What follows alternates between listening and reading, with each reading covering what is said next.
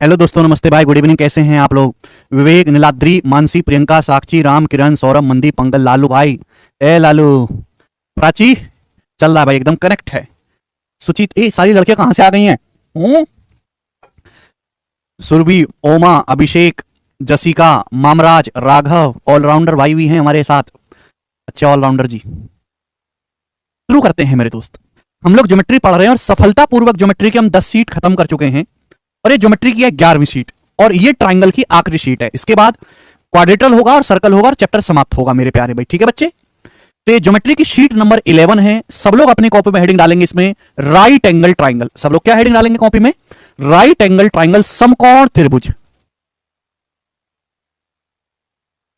Right angle triangle,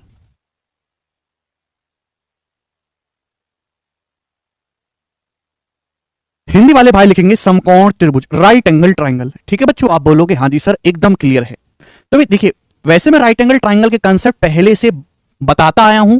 यहां पर मुझे पुराने कंसेप्ट का रिवीजन भी करवाना है जो मैंने आपको ऑलरेडी पढ़ा दिए हैं, और मुझे आगे के कंसेप्ट भी पढ़ाने हैं। मुझे पुराने कंसेप्ट का रिवीजन भी करवाना है और आगे के कंसेप्ट भी समझाने हैं बच्चों। ठीक है जी? शुरू करते हैं कहानी। तो मेरे दोस्तों, ये होता है राइट एंगल ट्राइंगल, जिसमें ये एंगल है आपका 90 डिग्री का, 90 डिग्री का। एक ऐसा त्रिभुज जिसमें एक एंगल 90 डिग्री, उसे राइट एंगल ट्राइंगल या समकोण त्रिभुज कहते हैं। क्लियर है बच्चों? आप बोलोगे हाँ जी सर, एकदम क्लियर है। भाई अगर मैं कहता हूं राइट एंगल ट्राइंगल का परपेंडिकुलर है, ये बेस है, तो ये 90 डिग्री बनाने वाली भुजाएं हैं और एच इसका हाइपोटेनस यानी कि कर्ण है, हाइपोटेनस कर्ण है। तो सबसे इंपॉर्टेंट थ्योरम है राइट एंगल ट्राइंगल की, पाइथागोरस थ्योरम, जिसके अनुसार हाइपोटेनस का स्क्वायर बराबर perpendicular square plus base square है। ठीक है जी? आप बोलोगे हाँ जी सर, बिल्कुल सही। हाइपोटेनस का स्क्वायर बराबर perpendicular square plus base square. अगर मैं यहां से परपेंडिकुलर निकालूं तो परपेंडिकुलर की वैल्यू क्या आएगी? Under root of H square minus B square. ये परपेंडिकुलर की वैल्यू होगी। बोलो बात क्लियर है? आप बोलोगे हाँ जी सर, एकदम क्लियर है। ठीक है बच्चे? सबसे पहली और इंपॉर्टेंट बात है पाइथागोरस थ्योरम। पाइथागोरन ट्रिपलेट मैं पहले कई बार बता चुका हूं, दोबारा बताने का मेरा कोई मूड नहीं है। आगे चलते हैं मेरे दोस्तों। अगर मैं इसके अंदर एक ऐसा सर्कल खींचूं मेरे प्यारे भाई, जो इस ट्राइंगल की तीनों साइड को अंदर से टच करता हुआ जाए, तो इसको हम बोलते हैं राइट एंगल ट्राइंगल का इन सर्कल या अंतःवृत्त। राइट एंगल ट्राइंगल का इन सर्कल है अंतःवृत्त। एक ऐसा सर्कल जो इस समकोण त्रिभुज की तीनों भुजाओं को अंदर से टच करता हुआ जाता है, उसे हम राइट एंगल ट्राइंगल या राइट एंगल इन सर्कल कहते हैं। ये हो गया मेरे दोस्तों इन सर्कल का सेंटर यानी कि आई। क्लियर है? आप बोलोगे हाँ सर, इन सर्कल का सेंटर आई। बात क्लियर है भाई? आप बोलोगे हाँ सर। ये हो गया भाई सर्कल की रेडियस स्मॉल आर। टेंजेंट और रेडियस के बीच में 90 डिग्री का कोण बनेगा। ये होगी मेरे दोस्तों सर्कल की रेडियस मेरे प्यारे पे स्मॉल आर, और ये भी 90 डिग्री का कोण बनेगा टेंजेंट रेडियस के बीच में। अब आप खुद बताओ मेरे दोस्तों कि ये 90 है, ये 90 है, ये 90 है, तो चौथा कोण भी 90 होगा। चारों कोणों का योग 360 होना चाहिए। ये सारे कंसेप्ट में पहले बता चुका हूं, यहां पर मैं आपका रिवीजन करवा रहा हूं। स्मॉल आर, अब चारों कोण 90 डिग्री है तो आमने सामने की भुजाएं बराबर होगी। अगर ये स्मॉल आर है तो ये भी क्या आएगा? Small R. ये स्मॉल आर है तो ये भी क्या आएगा मेरे दोस्तों? Small R. तो क्या बन गया? कोने में, एक कोने में एक स्क्वायर बन गए, वर्ग बन गया मेरे दोस्तों। भाई ये भी स्मॉल आर है, ये भी स्मॉल आर है, तो यानी कि मेरे प्यारे भाई राइट एंगल ट्राइंगल का अगर आप इन सर्कल अंतःवृत्त खींचोगे तो कोने में हमेशा वर्ग बनेगा। कोने में क्या बनेगा? हमेशा स्क्वायर बनेगा। आप बोलोगे हाँ जी सर, बिल्कुल सही, आपकी बात को अच्छी तरीके से समझ गए। कोने में हमेशा स्क्वायर बनेगा। बोलो कंसेप्ट अगला। अगर इस राइट एंगल ट्राइंगल की इन रेडियस आपको निकालें तो इन रेडियस का कंसेप्ट है P plus B minus H बटे 2। ये पता है आप लोगों को? आप बोलोगे हाँ जी सर, हमको पता है। अगर राइट एंगल ट्राइंगल की इन रेडियस आपको निकालनी अंतःवृत्त की त्रिज्या, तो इन रेडियस निकालने का फॉर्मूला है स्मॉल आर बराबर P plus B minus H बटे 2। स्मॉल आर बराबर P plus B minus H बटे 2।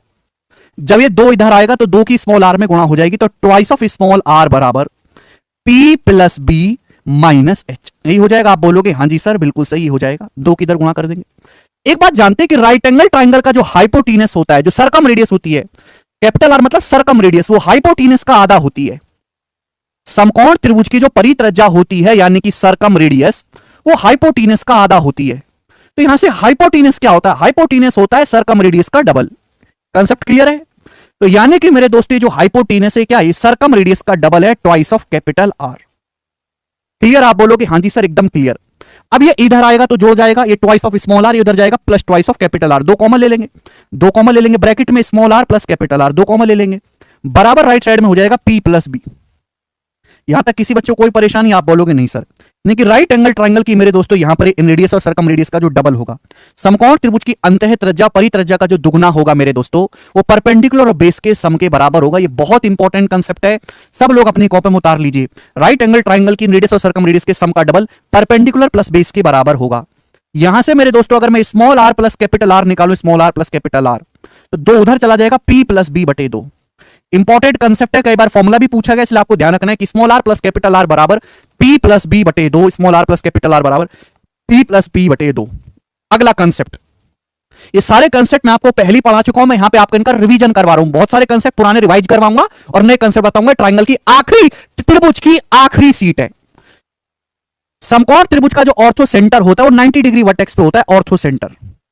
राइट एंगल ट्राइंगल का समकोण त्रिभुज का जो ऑर्थो सेंटर होता है, लंब केंद्र, वो 90 डिग्री वर्टेक्स पे होता है। और मेरे दोस्तों ये है circumcentre, sorry incentre, incentre, incentre, अंतः केंद्र।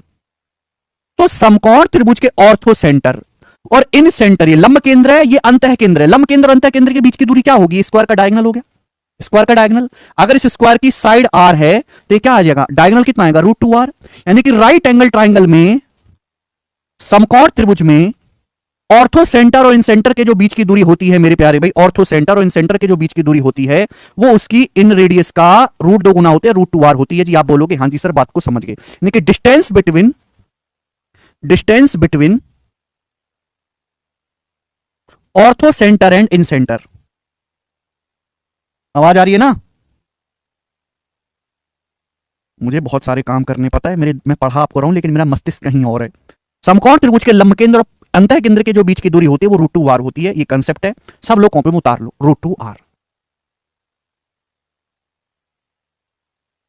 सर मैं रोने लग जाऊंगी, आप पहले मेरी प्रॉब्लम सॉल्व करिए, डाउनलोड नहीं हो पाती बाद में। सीता जी 2-4 दिन की समस्या है, ये डाउनलोड की प्रॉब्लम रिजॉल्व हो जाएगी। 2-4 दिन की समस्या है सीता जी, ठीक है ना, परेशान ना हो। एकदम ठीक है निशा, कोई परेशानी नहीं है। सुचिता, परेशानी नहीं है, घर में शादी का माहौल है, शादी का काम फैला हुआ है और मैं छुट्टी कर नहीं पा रहा हूं क्योंकि मुझे पढ़ाना है, प्रेशर है, आपका कोर्स निपटाना है। हालांकि मैंने बच्चों के लिए कुछ सोचा है, ठीक है भाई।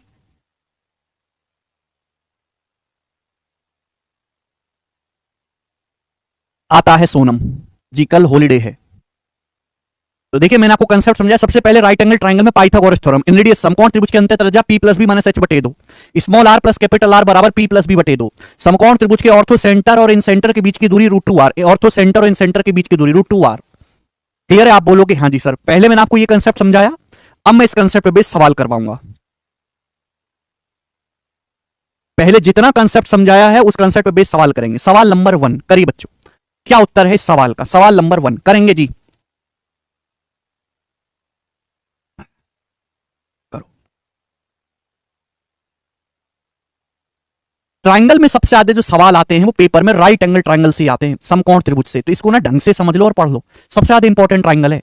आपके सामने चित्र दिया है, बोला है एंगल डी 90 डिग्री का है, AB की लंबाई 16 है, BC की लंबाई 12 है, CA की लंबाई 6 है। आपसे पूछा है CD की लंबाई क्या होगी? CD की लंबाई, जवाब दीजिए CD कितना होगा? करो बच्चों, CD की लेंथ क्या होगी? करिए जी। CD की लेंथ आपको ये निकालना है मेरे दोस्तों, X। CD आपको निकालना है, करिए बच्चे, कैसे करेंगे? हालांकि इस सवाल को करने के कई सारे तरीके हैं, पर मैं आपको बेस्ट तरीका बताऊंगा। ये समकोण त्रिभुज है जिसमें ये वाला एंगल 90 डिग्री का, ये 16 है, 12 है, 6 है और ये आपका CD आपको निकालना है। तो आपको यहां पे दो राइट एंगल ट्राइंगल समकोण त्रिभुज दिखाई दे रहे हैं, एक समकोण त्रिभुज ADC, दूसरा समकोण त्रिभुज ADB। एक समकोण त्रिभुज ADC, दूसरा ADB। दोनों ही समकोण त्रिभुज में ये AD मेरे दोस्तों यहां पर कॉमन है। दोनों ही राइट एंगल ट्राइंगल में साइड AD सेम है, तो दोनों ही समकोण त्रिभुज से आप AD का स्क्वायर निकालो। AD का स्क्वायर क्या आएगा? छोटे वाले राइट एंगल ट्राइंगल में AD का स्क्वायर क्या आएगा? 90 डिग्री के सामने 6 है, ये x है, तो AD का स्क्वायर होगा मेरे दोस्तों 6 square minus x square equal to, मेरे प्यारे भाई ध्यान से सुनिएगा, बड़े वाले राइट एंगल ट्राइंगल को देखो, 90 डिग्री के सामने यहां पे 16 है, ये 12 प्लस x है, 90 डिग्री के सामने 16 है, 12 प्लस x है, तो पाइथागोरस से क्या आ जाएगा? 16 का स्क्वायर माइनस 12 प्लस x का, 12 प्लस x का होल स्क्वायर, ये आ जाएगा। 90 डिग्री के सामने 16 है और ये पूरा है 12 प्लस x, 12 प्लस x का होल स्क्वायर। कर पाओगे? बेहतरीन सवाल है, इससे आपका डायरेक्ट x आ जाएगा मेरे प्यारे भाई। इसको हम इधर ले जाते हैं, तो 12 प्लस x, x को एक तरफ ले लेते हैं, 12 प्लस x का whole square minus x square बराबर राइट साइड में उधर चला जाएगा 16 स्क्वायर माइनस 6 स्क्वायर। अब ए स्क्वायर माइनस बी स्क्वायर का फॉर्मूला मेरे दोस्तों लगा देते हैं। ए स्क्वायर माइनस बी स्क्वायर का फॉर्मूला क्या होता है? ए प्लस बी इंटू ए माइनस बी। अब ए प्लस बी करेंगे भाई, इन दोनों को 12 प्लस एक्स में एक्स जोड़ेंगे तो 12 प्लस 2x हो जाएगा। ठीक है भाई, ए माइनस बी, 12 प्लस एक्स में से एक्स घटाएंगे तो 12 आएगा। ऐसे यहां से A square minus B square, भाई A square minus B square का A plus B minus B 16 plus 6 22। अब 16 में से 6 घटाएंगे तो 10 आएगा मेरे दोस्तों। ठीक है जी, अभी 12 12 ये नीचे चला जाएगा तो बटे 12 हो गया मेरे दोस्तों, बटे 12 अभी क्लियर है। अब 220 और 12 किससे कट गया? 4 से। 4 से कट गया मेरे दोस्तों 55 बार, और ये कट गया 4 से 3 बार, 55 बटे 3 आ गया। भाई साहब आप बोलोगे हाँ जी सर आ गया। ये 55 बटे 3, ये 12 जो है प्लस का 12 उधर चला जाएगा, माइनस का 12 हो गया, तो 2x बराबर आ गया जी मेरे दोस्तों 55 माइनस 36। अब 55 में से 36 घटाएंगे तो आएगा 19 बटे 3, 2 नीचे आएगा तो x की वैल्यू आ गई 19 बटे 6। 19 बटे 6 सवाल का आंसर है option number C. C option इस सवाल का आंसर है 19 बटे 6। हमने एडी का स्क्वायर निकाला बेटा शिवम, डायरेक्ट एडी का स्क्वायर, ये दोनों ही एडी स्क्वायर की वैल्यू है। आपको यहां पे दो दो राइट एंगल दिखाई दे रहे थे, दोनों ही समकोण त्रिभुज में साइड एडी कॉमन है। मैंने एडी का स्क्वायर निकाल के बराबर कर दिया और मेरा सिंपल सा एक ही वेरिएबल में आंसर आ गया। मनासा कह रहे सिमिलरिटी से हो सकता है क्या? नहीं मनासा, ये दोनों ट्रायंगल सिमिलर नहीं है। ये पाइथागोरस थ्योरम का ही सवाल था भाई, पाइथागोरस थ्योरम का ही सवाल। अगला सवाल, 3 क्वेश्चन मैं आपको कराऊंगा, तीनों क्वेश्चन पाइथागोरस थ्योरम के, और ये प्रीवियस ईयर सवाल है तीनों, नए सवाल नहीं, सारे ही पिछले सालों के अलग अलग एग्जाम के पूछे हुए सवाल है। बताओ, एक समकोण त्रिभुज की भुजाओं के वर्गों का योगफल 8450, एक समकोण त्रिभुज की भुजाओं के वर्गों का योगफल 8450 है। पूछा इसके कर्ण की लंबाई क्या है? बहुत अच्छा सवाल है। एक समकोण त्रिभुज की साइड्स के स्क्वायर का सम 8450, साइड के स्क्वायर का सम, इसके हाइपोटेनस की लंबाई पूछी है मेरे प्यारे भाई। तो समकोण त्रिभुज की साइड जो है, जैसे ये ए बी सी, ये राइट एंगल ट्राइंगल है मेरे दोस्तों 90 डिग्री। अब इसकी भुजाओं के वर्गों का योगफल 8450, यानी कि A square plus B square plus C square बराबर 8450, यही है। तीनों साइड के स्क्वायर का सम 8450 है। कर्ण की लंबाई पूछी है। अब जानते पाइथागोरस, ये ए स्क्वायर प्लस बी स्क्वायर क्या हो गया मेरे दोस्तों? पाइथागोरस के अनुसार ए स्क्वायर प्लस बी स्क्वायर क्या आएगा? सी स्क्वायर ही हो जाएगा। A square plus B square क्या आएगा? सी स्क्वायर, पाइथागोरस से। अब सी स्क्वायर प्लस सी स्क्वायर क्या आएगा? 2c square. आप बोलोगे हाँ जी सर बिल्कुल सही। अब 2 से 8450 काटेंगे कितनी बार जाएगा? 4225, 4225। अब मेरे को क्या लेना है? Under root. तो हाइपोटेनस की लंबाई भाई 4225 किसका स्क्वायर है? 65 का, तो हाइपोटेनस की लंबाई आएगी 65 यूनिट, डी ऑप्शन आंसर है। 65 का स्क्वायर, 5 का स्क्वायर 25, 6 के अगले नंबर में गुणा, 6 7 42। अच्छा मनासा ना देवेश कर पाएंगे? आसान सवाल है। देखो मैं ऐसा नहीं कि कोई आसान कंसेप्ट है तो मैं इसको इग्नोर करूंगा। पाइथागोरस थ्योरम से नीचे तो कोई कंसेप्ट बनता ही नहीं। समकोण त्रिभुज का सबसे नीचे का सबसे फर्स्ट कंसेप्ट है पाइथागोरस थ्योरम। मैं वो भी समझाता हूं आपको, उस पर भी सवाल करवाता हूं। आगे की चीजें तो पढ़ते ही हैं, तो मैं आपको लो लेवल से मैक्सिमम लेवल तक पढ़ाता हूं, लेकिन आपके भी अंदर हिम्मत होनी चाहिए सब कुछ समझने की, पढ़ने की। अभिनव कह रहे हैं सर हम बिहार से, छठ पूजा का वेकेशन नहीं मिला। बेटा अभिनव कर तो दिया वेकेशन आपका। आप सभी लोगों की आज 17 तारीख है, 18, 19 और 20 3 दिन की छुट्टियां हैं।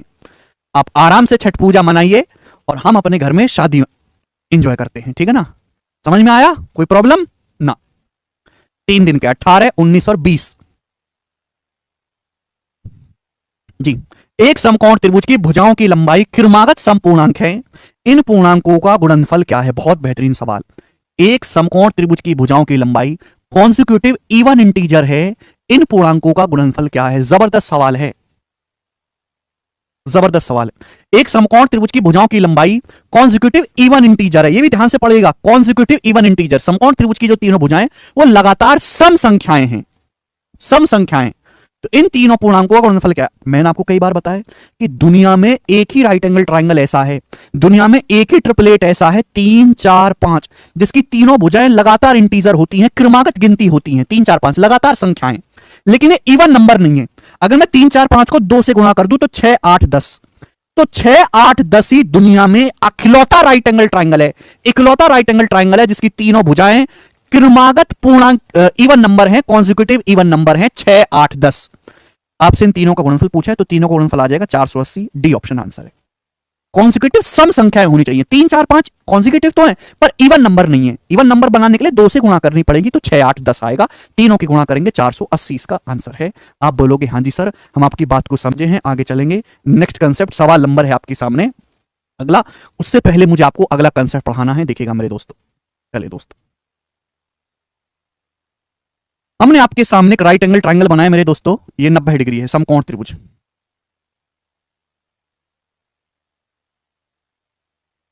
हमने आपके सामने एक राइट एंगल ट्राइंगल बनाया, समकोण त्रिभुज।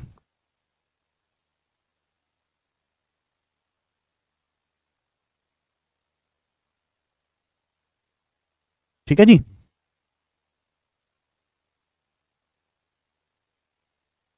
चलिए देखो भाई, अगला कंसेप्ट ध्यान से सुनिएगा। मैंने आपको बताया है कि सेमी सर्कल में बना एंगल अर्धवृत्त में बना कोण हमेशा 90 डिग्री होता है। सेमी सर्कल में बना एंगल, अगर ये राइट एंगल ट्राइंगल है तो मेरे दोस्तों ये राइट एंगल ट्राइंगल एक सर्कल के अंदर इंस्क्राइब्ड होगा।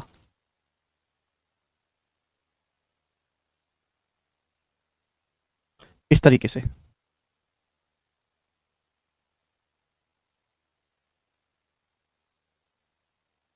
जी, तो मेरे दोस्तों ये राइट एंगल ट्राइंगल है, ये एक समकोण त्रिभुज है और ये इसका सरकम सर्कल है। मेरे प्यारे भी ये क्या है, इसका सरकम सर्कल है। मैं इसको नाम भी देता हूं राइट एंगल ट्राइंगल का एबीसी। ये समकोण त्रिभुज है एबीसी जिसमें एंगल बी 90 डिग्री है और ये इसका सरकम सर्कल या परिवृत्त है। अभी अभी मैंने समझा कि सेमी सर्कल में बना एंगल 90 डिग्री का होता है। तो अगर ये एंगल 90 डिग्री का, इसका मतलब ये क्या होगा, एबीसी, ये सेमी सर्कल होगा अर्धवृत्त। ये जो आर्क होगा ये पूरे सर्कल का आधा हिस्सा होगा। ये आप बोलोगे हाँ जी सर बिल्कुल सही। और ये भी मेरे दोस्तों सर्कल का आधा हिस्सा होगा। बोलो बात क्लियर है? आप बोलोगे हाँ जी सर, ये भी सर्कल का आधा हिस्सा होगा। क्लियर है ना? यहां तक किसी बच्चे को कोई परेशानी? यानी कि मेरे दोस्तों इस सर्कल का ये जो एसी है क्या होगा, डायमीटर होगा, व्यास। एसी क्या है, इस सर्कल का डायमीटर है, व्यास है। तो इस सर्कल का जो सेंटर होगा वो क्या होगा, हाइपोटीनस का मिड पॉइंट ओ। ये होगा मेरे दोस्तों सरकम सेंटर, परिकेंद्र। हिंदी वाले भाई क्या कहेंगे इसको, सरकम सेंटर यानी कि परिकेंद्र। तो समकोण त्रिभुज का जो सरकम सेंटर होता है वो हाइपोटीनस कर्ण का मिड पॉइंट होता है। सरकम सेंटर की तीनों वर्टेक्स से दूरी बराबर होती है। सरकम सेंटर त्रिभुज की तीनों शीर्षों से बराबर दूरी पर होता है। तो सरकम सेंटर की जो दूरी वर्टेक्स ए से है वही दूरी वर्टेक्स बी से है और वही दूरी वर्टेक्स सी से है। भाई ये भी सर्कल की रेडियस है कैपिटल आर, ये भी सर्कल की रेडियस है कैपिटल आर, ये भी सर्कल की रेडियस है कैपिटल आर। यानी कि राइट एंगल ट्राइंगल का जो सरकम सेंटर होता है वो हाइपोटीनस का मिड पॉइंट होता है। यानी कि राइट एंगल ट्राइंगल की जो सरकम रेडियस होती है, सरकम रेडियस, राइट एंगल ट्राइंगल की जो सरकम रेडियस होती है, सरकम रेडियस, वो हाइपोटीनस का आधा होती है। समकोण त्रिभुज की जो सरकम रेडियस होती है, परित्रिज्या कैपिटल आर, वो हाइपोटीनस का आधा होती है। आप बोलोगे हाँ जी सर बिल्कुल सही। अगर आप गौर से देखो तो हाइपोटीनस कर्ण का मिड पॉइंट है ओ। मिड पॉइंट को अपोजिट वर्टेक्स से मिलाने वाली लाइन है ये जो बीओ है, ये जो बीओ है ये क्या है, ये हाइपोटीनस की मीडियन ही तो है। तो सरकम रेडियस जो है मेरे दोस्तों वो हाइपोटीनस की माध्यिका ही तो है, कर्ण की माध्यिका ही तो है। ये सारी बातें मैं पहली बता चुका हूं, यहां पर आपका रिवीजन चल रहा है केवल। सरकम रेडियस जो ये हाइपोटीनस की मीडियन ही तो है। भाई किसी भी त्रिभुज की भुजा के मध्य बिंदु को अपोजिट वर्टेक्स से मिलाने वाली लाइन क्या होती है, माध्यिका। हाइपोटीनस का मिड पॉइंट है ओ और मिड पॉइंट को सामने वाले शीर्ष से मिला गया, तो जो लाइन बीओ है ये क्या हाइपोटीनस कर्ण की माध्यिका है। तो हाइपोटीनस की माध्यिका मतलब सरकम रेडियस। अच्छा, समकोण त्रिभुज की 3 माध्यिकाएं होती हैं, 3 माध्यिकाएं समकोण त्रिभुज की। ठीक है भाई, 2 तो आपकी लेग्स की हो गई, ये लेग्स की माध्यिका, ये भी लेग्स की माध्यिका है और ये तीसरी माध्यिका होगी हाइपोटीनस की। इन तीनों माध्यिकाओं में सबसे छोटी जो माध्यिका होती है, जो शॉर्टेस्ट मीडियन होती है, वो हाइपोटीनस की होती है। क्योंकि समकोण त्रिभुज की तीनों माध्यिकाओं में सबसे छोटी माध्यिका जो होगी वो कर्ण की होगी मेरे दोस्तों, सरकम रेडियस के बराबर होगी। आप बोलोगे हाँ जी सर बिल्कुल सही मेरे दोस्त। भाई ये बी क्या है, 90 डिग्री वर्टेक्स मतलब ऑर्थो सेंटर। समकोण त्रिभुज का ऑर्थो सेंटर कहां होता है, 90 डिग्री वर्टेक्स पर। समकोण त्रिभुज का जो ऑर्थो सेंटर होता है, लंब केंद्र, वो 90 डिग्री वर्टेक्स पे होता है। यानी कि मेरे दोस्तों ये ऑर्थो सेंटर है, सरकम सेंटर है। ऑर्थो सेंटर और सरकम सेंटर के बीच की दूरी क्या है, कैपिटल आर। यानी कि डिस्टेंस बिटवीन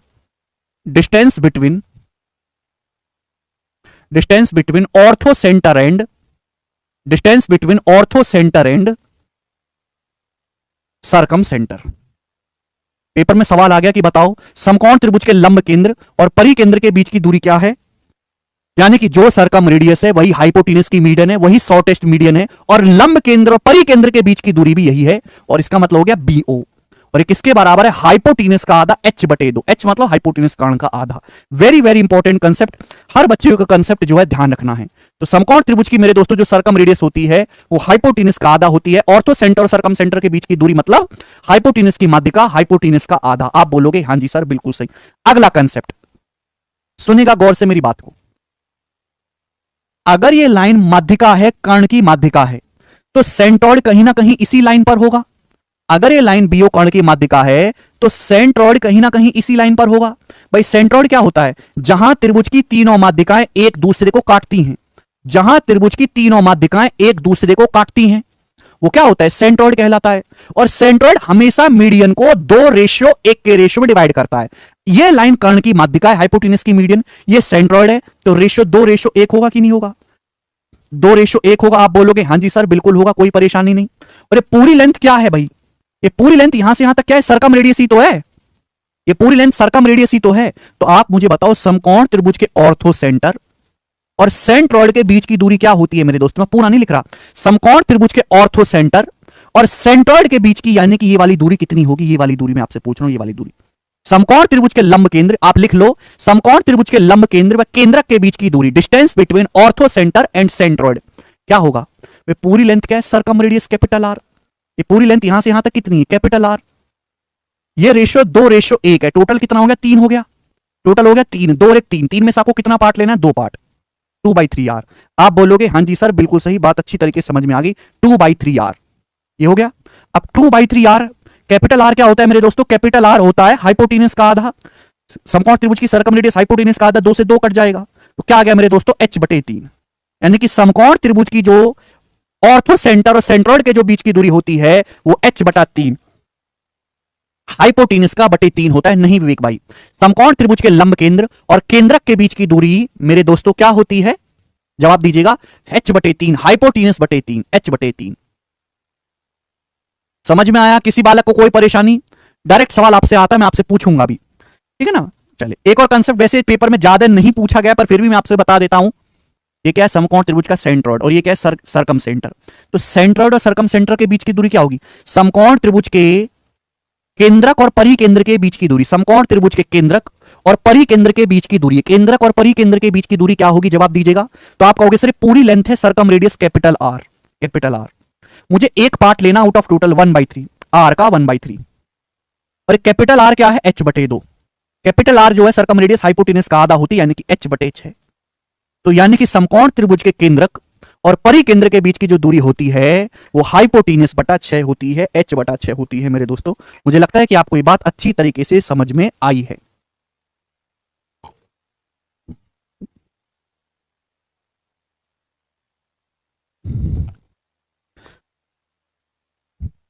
विशाल यही बेसिक है बेटे, और मैं आपको चौथी बार पढ़ा रहा हूं विशाल, ये मैं आपको चौथी बार पढ़ा रहा हूं, ठीक है ना विशाल? 4th टाइम रिवीजन कर रहे हैं हम इस बात का। इस चीज को समझने के लिए आपको ortho centre, circum centre, centroid, इनके बारे में सब कुछ पता होना चाहिए। मैंने चारों सेंटर पढ़ाए अलग अलग शीट में, हर एक सेंटर की एक शीट है, तो चारों सेंटर आपको पहले से पता होना चाहिए, ठीक है जी। चलिए तो देखो, मैंने अभी तक आपको ये कंसेप्ट सिखाया है मेरे प्यारे भाई, और मैंने आपको ये कंसेप्ट सिखाया है। अब इस पे बेस सवाल करेंगे। सवाल नंबर 4 करके बताओ मेरे दोस्तों, करें। नेक्स्ट क्वेश्चन,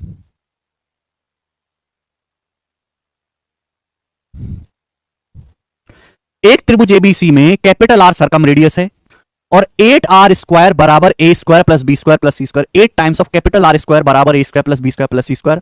ट्राइंगल एबीसी क्या है? ये एक थ्योरम है मेरे प्यारे भाई। ये क्या है? एक थ्योरम है। थ्योरम पर में थ्योरम ही पूछी गई है उल्टा, आपको ये थ्योरम ध्यान रखनी है। एक ही बार पूछा गया है इसलिए ज्यादा इंपॉर्टेंट तो है नहीं है। एक त्रिभुज एबीसी में कैपिटल आर सर्कम रेडियस है और 8 times of capital R square बराबर a² plus b² plus c²। त्रिभुज एबीसी कैसा है? राइट एंगल ट्राइंगल है। बी ऑप्शन करेक्ट है। कैसे? देखो दोस्तों, अगर मैं आपके सामने एक राइट एंगल ट्राइंगल बनाता हूं इस प्रकार से ABC, अगर मैं इसकी तीनों भुजाओं का सम निकालूं a² प्लस b² बराबर c², a² plus b² plus c², तो क्या होगा बताओ? पाइथागोरस से a² प्लस b² तो c² ही हो गया ना, तो c² प्लस c² 2c² हो गया मेरे प्यारे भाई, इक्वल टू। अब जो हाइपोटेनस होता है वो क्या होता है? सर्कम रेडियस का डबल। समकोण त्रिभुज का जो कर्ण होता है वो उसकी परित्रिज्या का दुगुना होता है, तो c का मतलब है 2r, अब 2r का स्क्वायर करेंगे तो 4r स्क्वायर हो जाएगा, 2 चौक आ गया 8, 8 times of capital R square आ गया कि नहीं आ गया। तो ध्यान रखना है कि किसी समकोण त्रिभुज की तीनों भुजाओं के स्क्वायर का सम, तीनों साइड के स्क्वायर का सम सर्कम रेडियस के स्क्वायर के 8 गुने के इक्वल होता है। किसी समकोण त्रिभुज में तीनों भुजाओं के स्क्वायर का सम सर्कम रेडियस के स्क्वायर के 8 गुने के बराबर होता है, 8 गुने के। ठीक है जी, कोई प्रॉब्लम, कोई परेशानी? ऑप्शन नंबर 20 का करेक्ट आंसर है। आगे चलेंगे, नेक्स्ट बताओ। वेरी वेरी इंपॉर्टेंट, ये सवाल है सीडीएस के पेपर का, सीडीएस 2019 का। करके बताओ जी क्या आंसर है इस सवाल का। थ्योरेटिकल सवाल है, सीडीएस का पेपर हमेशा से ही एसएससी से आसान होता है, लेकिन एसएससी से ज्यादा लॉजिकल होता है। सीडीएस का पेपर एसएससी से कहीं ज्यादा लॉजिकल होता है, बहुत ज्यादा लॉजिकल। उसमें कोई बहुत ज्यादा एसएससी की तरह कैलकुलेशन नहीं आएगी, कोई लंबे लंबे सवाल नहीं आएंगे, लेकिन मेरे दोस्तों छोटे से सवाल में ही इतना ज्यादा आपसे लॉजिक लगवा देता है बहुत। और नए सवाल आते हैं हमेशा, तो नए सवालों को एसएससी कॉपी करके दे देता है सीजीएल से एचएसएल के पेपर में। बताओ, ठीक है भाई। यदि एक पॉइंट पी इस प्रकार गति करता है कि दो स्थिर बिंदु ए और बी से इसकी दूरी के वर्गों का योगफल सदैव एक समान रहता है, तब बिंदु पी का बिंदुपथ होगा। पहले तो सवाल की लैंग्वेज को पढ़ो और समझो। एक पॉइंट पी इस प्रकार है कि दो फिक्स पॉइंट है ए और बी, और इस पॉइंट पी की इन दोनों पॉइंट ए और बी से जो दूरी है उनके स्क्वायर का योगफल हमेशा सेम है, उनके स्क्वायर का योगफल हमेशा एक जैसा है। तो पॉइंट पी का लोकस क्या होगा, उसका बिंदुपथ क्या होगा मेरे प्यारे भाई? ठीक है ना। देखो, पॉइंट पी एक ऐसा पॉइंट है जिसकी दो फिक्स पॉइंट ए और बी से जो दूरी है उनके स्क्वायर का सम हमेशा कांस्टेंट है। तो पॉइंट पी किस रास्ते पर चलता होगा? बिंदुपथ का मतलब होता है कि जैसे भाई आप कोई भी चीज बना लो, जैसे स्क्वायर है, स्क्वायर पर आप कोई बिंदु चलाओगे तो इस तरीके से चलेगा नहीं, ठीक है ना।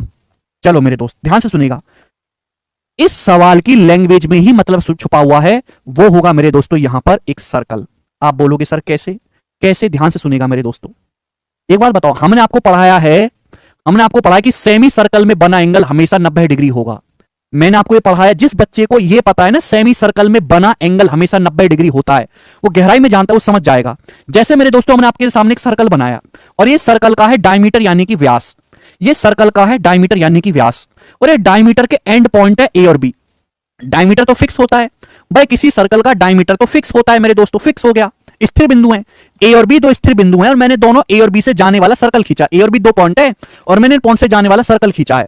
आप इस सर्कल की परिधि पर, ए और बी जो है सर्कल का डायमीटर, इस सर्कल की परिधि पर कहीं भी कोई पॉइंट ले लो पी, कहीं भी कोई पॉइंट ले लो पी, हमेशा जो एंगल बनेगा कहीं भी आप पॉइंट पी ले लो वो 90 डिग्री होगा।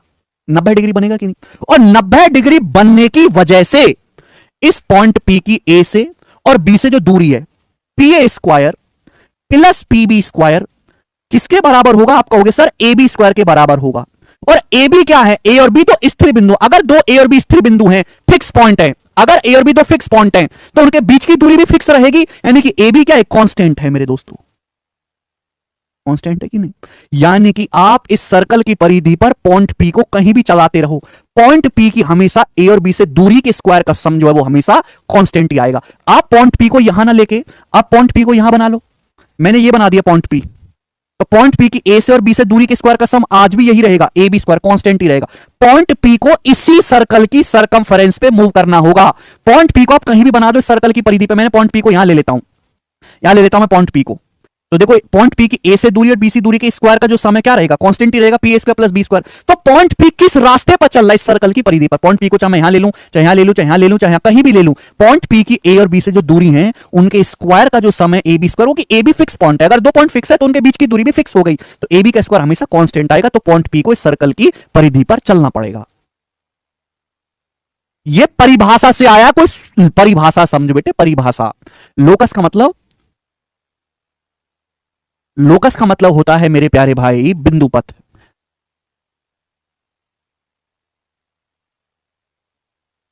लोकस का मतलब होता है कि पॉइंट पी किस रास्ते पर मूव करा है, पॉइंट पी किस पर चला है? सर्कल की परिधि पर चला है, ठीक है ना। बुद्धि चाहिए सवाल को समझने के लिए, आसान नहीं है, ध्यान से सुनिएगा मेरे दोस्तों।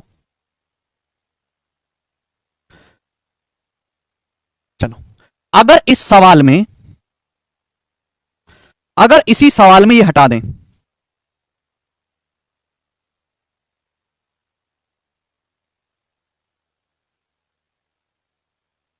अब बताओ इस सवाल का आंसर क्या होगा?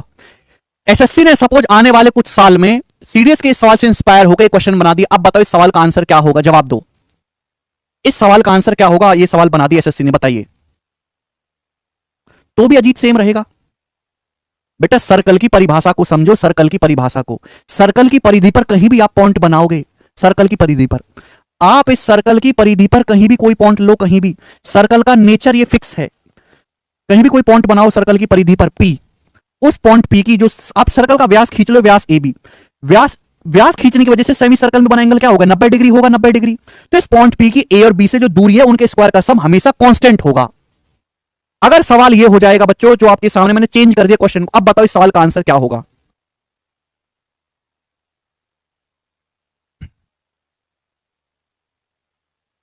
तो इस सवाल का आंसर आएगा C option, perpendicular bisector of A B. C option इस सवाल का आंसर आएगा। ये सवाल बहुत बहुत ज्यादा लॉजिकल है। ये सवाल वही बच्चा कर पाएगा जो थ्योरी को रटता नहीं है, थ्योरी को समझता है, उसे थ्योरी अच्छी तरीके से आती है। एक पॉइंट भी इस प्रकार गति करता है कि दो स्थिर बिंदु ए और बी से इसकी दूरी सदैव एक समान रहती है। ठीक है भाई, तो आपसे पूछा है पॉइंट बी का बिंदु पथ क्या होगा, ध्यान से सुनेगा। दो स्थिर बिंदु हैं ए और बी, दो फिक्स पॉइंट है ए और बी, उनकी पोजीशन फिक्स है ए और बी। दो स्थिर बिंदु है मेरे दोस्तों ए और बी, फिक्स पॉइंट है। एक पॉइंट पी इस प्रकार गति करता है कि उस पॉइंट पी को कहीं भी ले जाओ, एक पॉइंट पी इस प्रकार मूव करता है कि पॉइंट पी को कहीं भी ले जाओ वो हमेशा ए और बी से बराबर दूरी पर रहेगा। तो बताओ पॉइंट पी किस रास्ते पर चल रहा होगा, पॉइंट पी किस फिगर पे चल रहा होगा, ये बताइएगा। दो फिक्स पॉइंट है ए और बी, एक तीसरा पॉइंट पी ऐसा है कि आप उसको कहीं भी मूव कर लो वो हमेशा ए और बी से बराबर दूरी पर रहेगा, स्क्वायर का सम नहीं, ए और बी से बराबर दूरी पर रहेगा। तो आप मुझे बताओ पॉइंट पी का लोकस क्या होगा, पॉइंट पी किस रास्ते पर चलाना पड़ेगा। तो भाई मैंने आपको पढ़ाया है परपेंडिकुलर बाइसेक्टर। जिस बच्चे को परपेंडिकुलर बाइसेक्टर का कंसेप्ट पता है वो तुरंत सोच लेगा कि सर अगर हम ए बी का लंब समद्विभाजक खींचे, ए बी का परपेंडिकुलर बाइसेक्टर खींचे। परपेंडिकुलर बाइसेक्टर का मतलब एक ऐसी लाइन जो ए बी पे परपेंडिकुलर भी हो और उसको बाइसेक्ट भी करे, जो ए बी पे परपेंडिकुलर भी हो और ए बी को समद्विभाजित भी करे। आप इस परपेंडिकुलर बाइसेक्टर पर कहीं भी कोई पॉइंट ले लो, पी मैं यहां ले लेता हूं पी, ये पॉइंट पी जो है ए और बी से बराबर दूरी पर रहेगा, जो दूरी पी बी की रहेगी वही पी ए की रहेगी। कहीं भी चलाते रहो इस परपेंडिकुलर बाइसेक्टर पर। आप पॉइंट पी को यहां ले लो, यहां पे अभी पॉइंट पी की जितनी दूरी ए से होगी उतनी दूरी बी से होगी, क्योंकि ये क्या बन जाएगा, ये आइसोसेलेस ट्रायंगल बनेगा, समद्विबाहु त्रिभुज। आप पॉइंट पी को इस लाइन पर कहीं भी चलाते रहो वो हमेशा ए और बी से बराबर दूरी पर रहेगा। तो पॉइंट पी का लोकस क्या बनेगा, perpendicular bisector of A B. Conceptual सवाल है।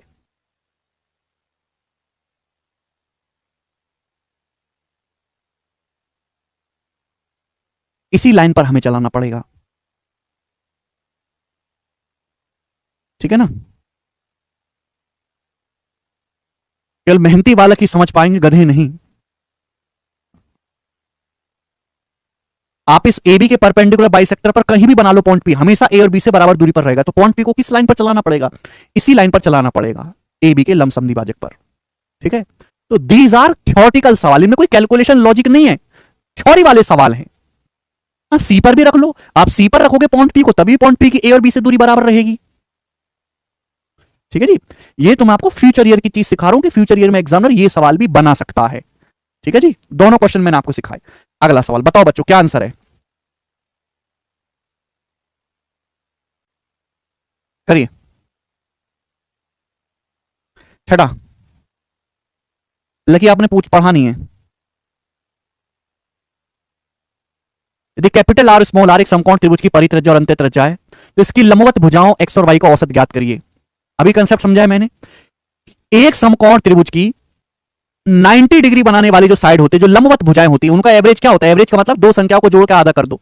90 डिग्री बनाने, इन रेडियस और सर्कम रेडियस का जो सम है वो परपेंडिकुलर साइड का एवरेज होता है, 90 डिग्री बनाने वाली भुजाओं का औसत होता है।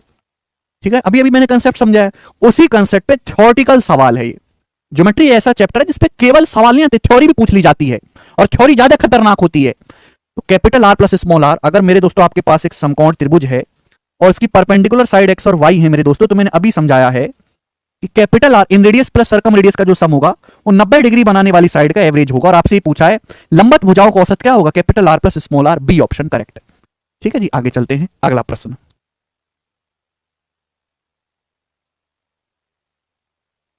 नेक्स्ट, छठे के बाद नौमा, करो जरा, सवाल करिए।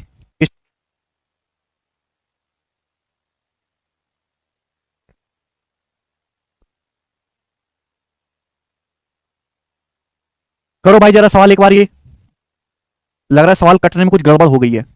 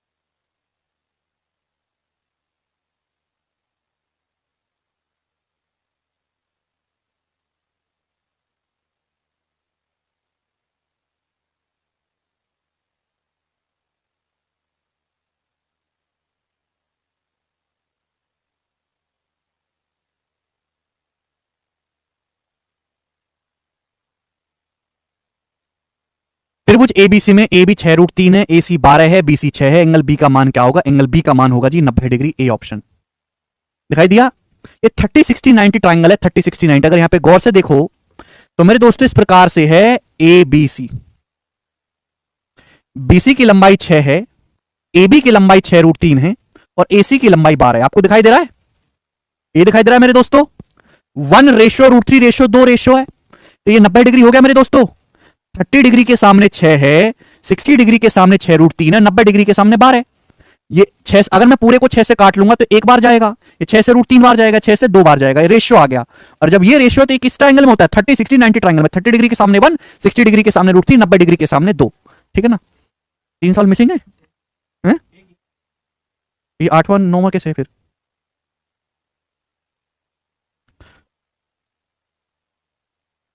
एक सेकंड होल्ड करो। बिल्कुल संस्कार, साइड के स्क्वायर से भी चेक कर सकते हैं, बिल्कुल सही भाई। ठीक है, चलो 9वां पहले आ गया था, चले भाई 7वां और ये 8वां 9वां। ठीक है, हाँ करिए भाई। सवाल नंबर 7 गड़बड़ होगी थी ना 7वें 8वें सवाल में। चलो बताओ, यदि 9 - a और 8 + 1 समकोण त्रिभुज की लंब भुजाएं हैं, d1 इन सर्कल का डायमीटर है, d2 सरकम सर्कल का डायमीटर है, तो d1 + d2 का मान क्या होगा? बहुत अच्छा सवाल है, बहुत अच्छा सवाल।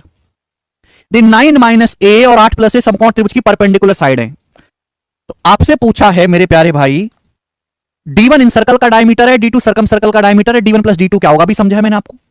इन रेडियस प्लस सरकम रेडियस का जो सम होता है वो p + b/2 होता है, 90 डिग्री बनाने वाली साइड का एवरेज। अगर मैं 2 से गुणा करूंगा, 2 से तो 2r प्लस ये हो जाएगा मेरे प्यारे भाई। आप बोलोगे हाँ जी सर, अबे 2r क्या हो गया? 2r मतलब इन सर्कल का डायमीटर, रेडियस का दुगना व्यास होता है, d1 इन सर्कल का डायमीटर है तो 2r d1 हो गया। ट्वाइस ऑफ कैपिटल आर क्या हो गया? सरकम सर्कल का डायमीटर, सरकम सर्कल का व्यास d2 है, किसके बराबर है? 90 डिग्री बनाने वाली साइड का सम। 90 डिग्री बनाने वाली साइड है समकोण त्रिभुज की लंब भुजाएं, इन दोनों का सम क्या आएगा भैया?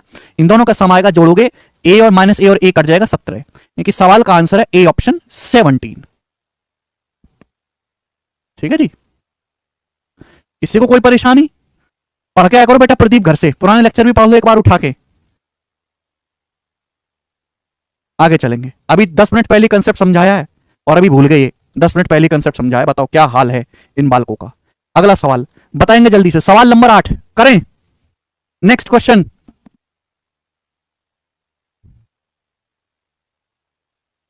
एक समकोण त्रिभुज में दो भुजाओं का गुणनफल तीसरी भुजा के वर्ग, तीसरी भुजा दैट मींस कर्ण का आधा है, तो बताओ उसका एक न्यून कोण कितना होना चाहिए? सवाल है एक समकोण त्रिभुज में। बेटे पिछले सवाल का जो कंसेप्ट है वो मैंने आपको ये समझाया, ये, और मैंने आपको प्रूफ भी करके बताया। आप कंसेप्ट नहीं याद करोगे, फॉर्मूले नहीं याद करोगे तो फिर कैसे समझ में आएगा? ये बालक आंसर बता रहे हैं आपके साथी, ये भी पहली बार पढ़ रहे हैं। क्यों आंसर बता रहे हैं? इसलिए बता रहे हैं क्योंकि इन्होंने फॉर्मूले कंसेप्ट याद करें। जब तक आप फॉर्मूला कंसेप्ट याद नहीं करोगे नहीं समझ सकते ज्योमेट्री। चलिए, एक समकोण त्रिभुज की दो भुजाओं का गुणनफल तीसरी भुजा के वक्त, तीसरी भुजा कौन सी है? कर्ण, कर्ण का आधा है, उसका एक न्यून कोण कितना होना चाहिए? One of the acute angle must be. जैसे एक समकोण त्रिभुज है, एक समकोण त्रिभुज है मेरे प्यारे भाई, ये वाला मैंने मान लिया, इसकी भुजाएं ये ए बी सी, तो कोण कितना है मेरे दोस्तों? सी। अब सवाल बोला है in writing the product of two side is equal to half of the square of third side. Third side की हाइपोटेनस है, तो दो साइड का जो गुणनफल है ए और बी का, ए गुणा बी, वो तीसरी साइड के स्क्वायर का आधा है। तीसरी साइड कौन सी है? कर्ण, कर्ण के स्क्वायर का आधा है। तो बताओ ट्राइंगल कैसा है? दो की जब इधर गुणाओगी 2ab हो जाएगा। अब 2ab बराबर हो जाएगा मेरे दोस्तों सी स्क्वायर, और पाइथागोरस से सी स्क्वायर क्या होता है? पाइथागोरस से सी स्क्वायर का मतलब होता है A square plus B square. Clear है? और जब 2ab उधर जाएगा तो ये हो जाएगा A square plus B square minus 2ab बराबर 0। ये हो जाएगा, ये क्या बन गया? ये a माइनस बी का होल स्क्वायर बन गया, एलजेब्रा में इक्वल टू 0। अगर ऐसा है तो a माइनस बी भी 0 हो गया, a बराबर क्या आ गया? b। अगर a बराबर b आ गया तो इसका मतलब ये हुआ कि समकोण त्रिभुज की दोनों भुजाएं बराबर हैं, a और b की वैल्यू बराबर आ गई। देखिए समकोण त्रिभुज की दोनों भुजाएं बराबर हैं, अगर दोनों भुजाएं बराबर हैं तो दोनों एंगल भी बराबर होंगे 45-45 डिग्री के, तो इसके दोनों ही एक्यूट एंगल 45-45 डिग्री के आएंगे। तो आंसर क्या है? C option 45 degree. नहीं देव, ठीक है जी, 45 डिग्री। समझ में आया? आप बोलोगे हाँ जी सर समझ में आया है। 9वां मैंने करवाई दिया, 9वां क्वेश्चन ऑलरेडी करवा दिया। सवाल नंबर है आपके सामने 10। करो बच्चों, बहुत छोटे छोटे सवाल आपसे पूछूंगा क्योंकि ये दो साइड बराबर है, समकोण त्रिभुज की दो साइड बराबर है, तो आइसोसेलेस राइट एंगल ट्राइंगल हुआ उर्वशी।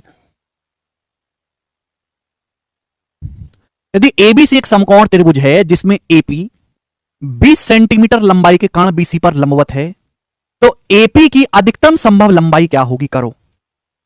ये सवाल कैट के पेपर का है 2020 का। आप कहोगे सर कैट का सवाल क्यों करवा रहे हो? तो एमबीए का पेपर है, हम तो सरकारी नौकरी की तैयारी कर रहे हैं। मैं सारे सवाल नहीं करवाता, मैं वो सवाल करवाता हूं जिनको गवर्नमेंट एग्जाम वाले भी टीप के बना सकते हैं।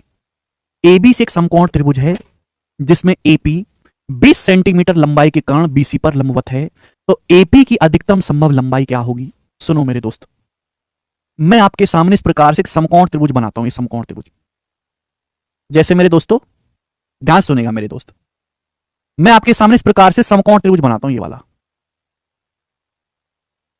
एबीसी, एबीसी जिसमें कर्ण बीसी जो 20 सेंटीमीटर है। कर्ण बीसी की लंबाई कितनी है? 20 सेंटीमीटर। बोले बात क्लियर है? आप बोलोगे हाँ जी सर। बोला एपी जो है, एपी इस कर्ण पर लंबवत है, एपी जो है वो कर्ण बीसी पर लंबवत है एपी, तो एपी की मैक्सिमम लंबाई क्या होगी? एपी की मैक्सिमम लंबाई होगी 10। आप बोलोगे सर क्यों? आप जानते हैं कि अगर ये राइट एंगल ट्राइंगल है तो सेमी सर्कल यानी कि अर्धवृत्त में होगा। अब सेमी सर्कल में सबसे बड़ी लेंथ हम क्या खींच सकते हैं? यहां से रेडियस। भाई रेडियस से बड़ा तो कुछ नहीं हो सकता ना भाई। सेमी सर्कल में ये सबसे बड़े, सेमी सर्कल में